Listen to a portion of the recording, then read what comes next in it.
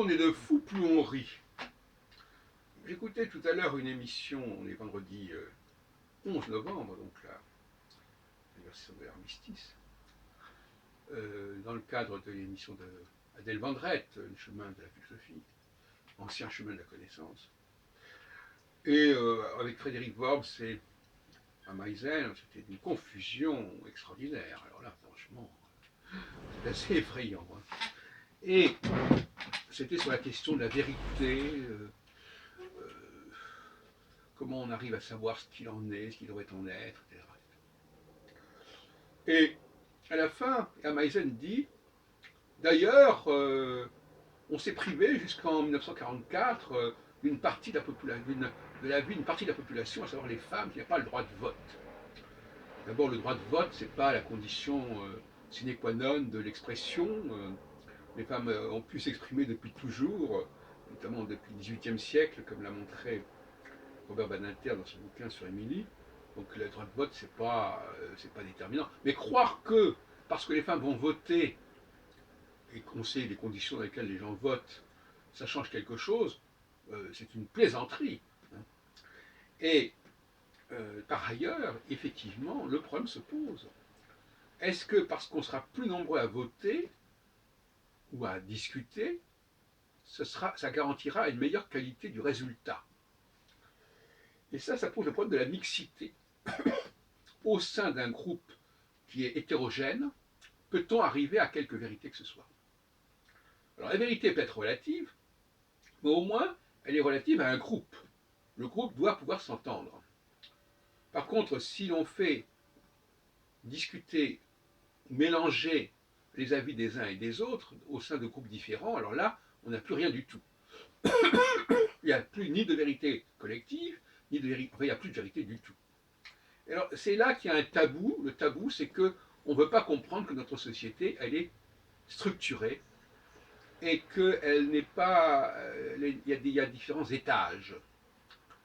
Il y a une hiérarchie. La notion du suffrage universel a balayé, a voulu abolir cette hiérarchie, cette conscience de la hiérarchie. Parce que c'est ça aussi. Le suffrage universel, ça empêche d'être conscient qu'il y a plusieurs degrés. Alors effectivement, il y a le législatif et l'exécutif, mais en dehors du législatif et de l'exécutif, il y a le peuple. Et le peuple, lui, il n'est ni dans le législatif ni dans l'exécutif, il est au troisième niveau. Et ce peuple, que j'appelle martien, proposition à Jupiter et Saturne, en astrologie, ce peuple, il est dans les cycles courts. Ce peuple, il est dans une diversité extrême de points de vue qui peuvent changer, dans une extrême mobilité et une extrême liberté. Parce qu'il faut bien dire les choses comme elles sont, plus on monte, paradoxalement à ce qu'on peut croire, plus on monte vers le haut, et moins on est libre. On est libre, c'est pas qu'on n'est pas libre en soi, on n'est pas libre parce que tout simplement, on a en soi-même des contraintes. Et je reviens à la théorie de la nouvelle alliance jérémienne. Nous sommes programmés. Donc quand on n'est pas programmé, eh bien on est dans la liberté. Et la base de la population n'est pas programmée. Ou elle est programmée de façon tellement dérisoire, tellement superficielle, que c'est une pseudo-programmation, c'est une mini-programmation. Quand on passe du stade martien au stade jupitérien, là, il y a déjà un premier niveau de programmation, avec un rapport au temps qui est déjà beaucoup plus long.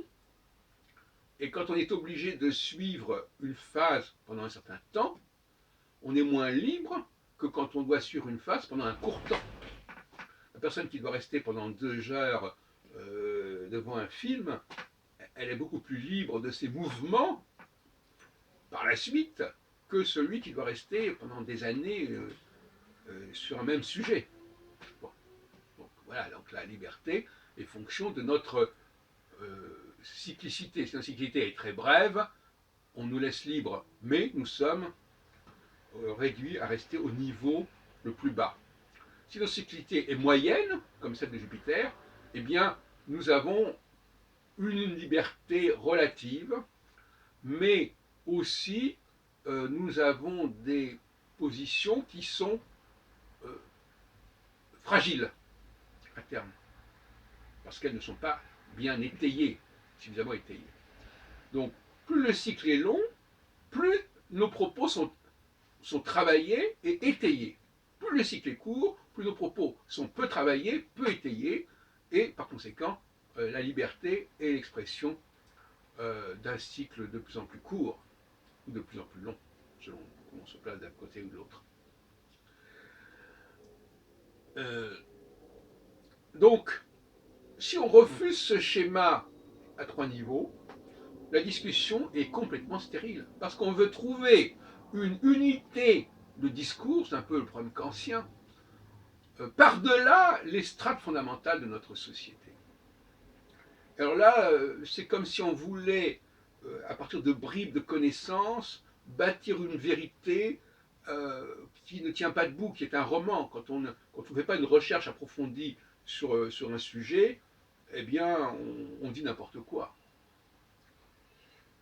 Par exemple, dans le cas de Nostradamus, celui qui n'a pas travaillé en profondeur sur la chronologie des éditions, il va bâtir un roman biographique qui ne tient pas debout. Voilà. Donc c'est ça, les fondations ne seront pas assez solides. Les fondations saturniennes sont beaucoup plus solides que les fondations jupitériennes, et les fondations jupitériennes sont beaucoup plus solides que les fondations martiennes. On ne peut pas avoir l'argent du beurre, ou bien on est dans les fondations, ou bien on est dans la liberté.